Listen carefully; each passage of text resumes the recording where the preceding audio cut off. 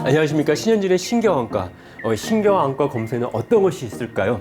오늘은 시유발전에 대해서 한번 알아보도록 하겠습니다. 네이버에 이런 재밌는 질문이 왔습니다.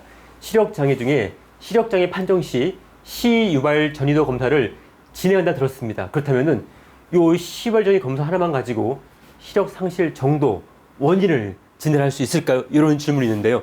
과연 그럴까요? 한번 제가 오늘 그 답을 한번 드려보도록 하겠습니다. 먼저 시유발전이 검사라는 것이 어떤 것인지 한번 말씀을 드려보겠습니다. 우리가 눈에 들어온 빛은 전기적인 신호로 바뀝니다. 그 전기적인 신호는 망막에서 바뀌어서 이렇게 시식령을 따라서 뇌의 시피질이 이 뒤쪽에 있습니다. 뒤통수에 있는 이 시피질로 자극이 되게 되죠. 그래서 우리가 시각 자극이 들어왔을 경우에는 이 눈을 통해서 뇌로 전달되는데, 이 시유발전이 검사는 바로 이 망막 중심에서 뇌까지 이르는 그 시각 경로, 그 길을 바로 검사하는 것이 시유발전이 검사를 보시면 되겠습니다. 사실은 이 검사는 오래됐습니다. 이미 1874년도에 이 칼튼이라는 사람이 빛이 있을 때에 뇌에 어떤 정적인 반응이 생기네, 이것을 발견했고요. 1960년대 들어서는 이 자극을 컴퓨터로 측정을 하면서부터 검사가 본격적으로 시행됐다고 보시면 되겠습니다. 사실은 모든 환자가 루틴으로 하는 것은 아니고요. 기능적 시력 소실, 즉 해부학적으로 문제가 없어 보이는데 환자가 시력 저하를 호소하는 경우나, 아니면은 우리가 시력 측정할 때는 아이들이 뭐 검사 숫자를 1, 2, 3 말해야 되는데 너무 어린 아이들은 그걸 말 못하지 않습니까? 그렇게 아직은 협조가 안 되는 영유아들의 시력 검사, 이럴 때에 주로 사용하고 있습니다. 시유발전이 검사의 구성을 잠깐 말씀을 드려보겠습니다. 구성은 다음과 같습니다. 자극기가 있고요. 빛자극을 주는 거죠. 그 다음에 접지전극, 빛자극을 우리가 측정할 수 있는 자극기를 답니다. 그리고 이것을 증폭시켜서, 이 신호를 증폭시킨 다음에 보여줄 수 있는 디스플레이, 출력 장치가 있습니다. 그래서 이렇게 세 가지 구성이 되어 있습니다. 자극기 같은 경우에는 보통 두 가지 자극이 있습니다. 하나는 이렇게 격자 모양의 자극이 있고요. 하나는 이렇게 불빛 모양의 자극이 있는데요. 격자 모양의 자극이 조금 더 뇌에 선명한 자극을 줄 수 있습니다. 그래서 우리가 가장 많이 하는 것은 이런 패턴, 서양 장기판의 패턴 모양의 자극을 사용을 하고요.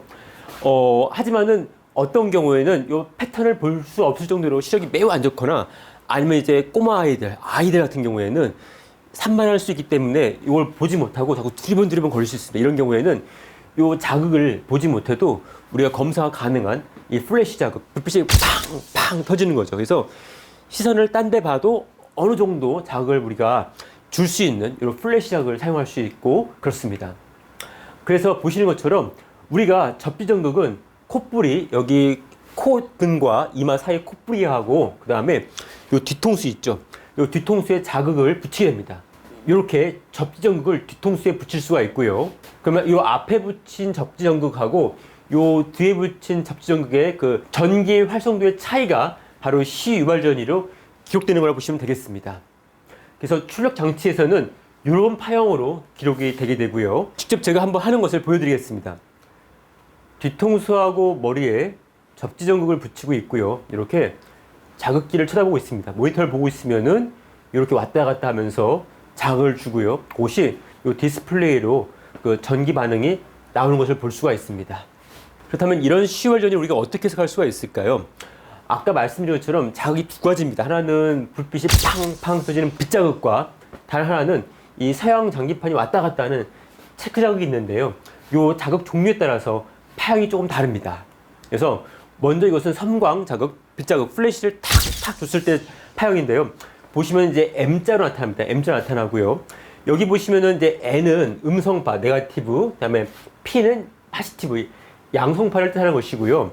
나타나는 순서대로 우리가 1, 2, 3, 1, 2, 3 붙이고, 마찬가지 음성도 마찬가지로 나타나는 순서대로 1, 2, 3 이렇게 붙입니다. 보통은 요 P2가 가장 높은 양성파이고요. 요것이 보통은 보통 100ms 그 근처에서 보통 나타나는 것이 정상이라고 보시면 되겠습니다. 하지만 요 섬광 시유발전이는 단점이 있는데요. 협조가 좀 잘 안 돼도 빛을 세게 주기 때문에 어느 정도 측정 가능한 장점이 있지만은 워낙 개인 간의 차이가 큽니다. 그래서 요것을 개인 간 측정치를 단순히 비교해서 이 사람이 저 사람보다 좋다라 말하기는 어렵고요. 보통은 양쪽을 비교하는 데 많이 쓰입니다. 양쪽을 비교해서 한쪽에 한 10% 이상 떨어져 있을 때는 반대쪽보다 뭔가 문제가 있을 수 있구나 이렇게 쓰지, 사람 간 사이에 어떤 비교에는 사용하기 어려운 그런 단점이 있습니다. 다음은 문양시 유발전이라는 게 있습니다. 문양시 유발전이는 패턴 자극을 주는 것인데요. 보시는 것처럼 이렇게 2개의 음성파와 1개의 양성파가 나옵니다. 요 양성파를 P100이라 하는데, 아까 말씀드린 100 뒤에 있는 숫자는 요 양성파가 나타나는 시간을 말씀을 드리는 거고요. 대략 한 100ms 쪽에 나타나는 바로 양성파를 우리가 P100이라 합니다.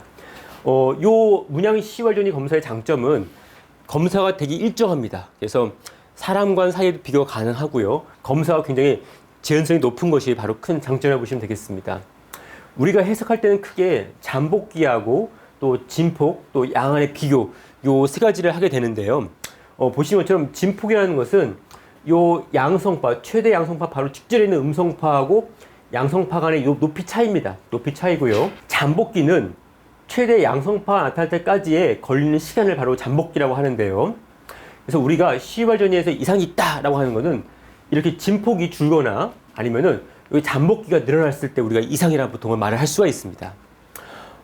우리가 그 중에서도 잠복기가 더 중요한데요. 그 이유는 진폭 같은 경우에는 변동성이 큽니다. 그래서 한 검사자마다 아니면은 같은 사람도 검사를 반복했을 때 한 25% 정도 변동성이 가능한데, 그에 비해서 요 잠복기는 변동성이 굉장히 적습니다. 한 2에서 5%밖에 안 되기 때문에 보통 우리가 해석을 할 때 조금 더 유의하게 의미를 두고 해석하는 것은 바로 요 잠복기. 그러니까 잠복기가 지연되어 있으면 정말 이 사람이 이상이 있구나, 이렇게 판단을 하고 있습니다. 검사할 때 우리가 어떤 것들을 주의해야 될까요? 검사했을 때 우리가 어떻게 해야지 검사 신뢰도를 높일 수가 있을까 한번 알아보도록 하겠습니다.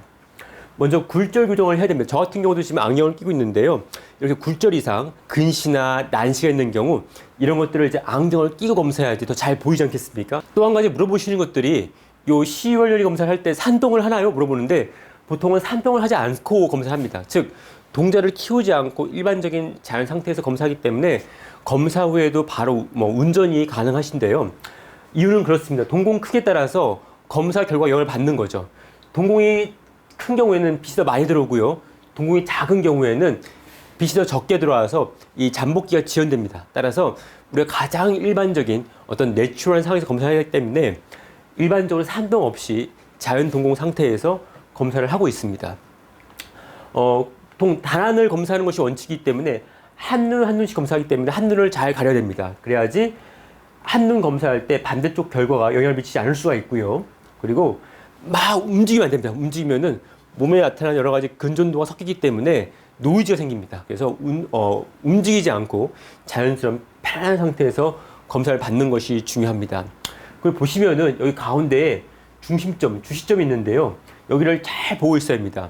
우리가 여기를 잘 보지 않으면은 정상인 사람들이 이렇게 이상하게 진폭이 감소되지 않을 수가 있습니다. 따라서 검사가 부정확해지죠. 두리번 거리지 마시고요. 정확성을 위해서는 거기 가운데를 잘 보고 계시는 것이 굉장히 중요합니다. 결론적으로 우리가 시유발전이 검사 하나만으로 시력의 원인이나 또한 손상 정도를 아는 것은 힘듭니다. 하지만 시유발전이 검사는 아직까지도 우리가 눈에서 뇌 CPG까지 이르는 시료를 검사하는 굉장히 중요한 검사로 많이 사용되고 있고요. 아까 말씀드린 것처럼 진폭, 그다음에 잠복기, 또 양안에 얼마큼 차이 나는지를 비교해서 우리가 그 환자의 시력이 정말 중증인지를 객관적으로 입증할 때, 즉 진단서나 아니면은 이런 소견서를 쓸 때 활용할 수도 있고요. 아니면 영화, 유아처럼 협조가 안 돼서 숫자를 말 못하는 경우에, 그런 경우에 시력을 간접적으로 평가하는 데 활용되고 있습니다. 이 시유발전이 검사 오늘 좀 도움이 되셨나요? 많은 분들이 뭐 진단서나 아니면 보험 문제 때문에 시유발전이 검사를 하러 오십니다. 그럴 때 우리가 이런 것들을 팁을 알면은 여러분들이 좀 더 정확한 검사를 하는데 많은 도움이 될 것 같습니다. 감사합니다.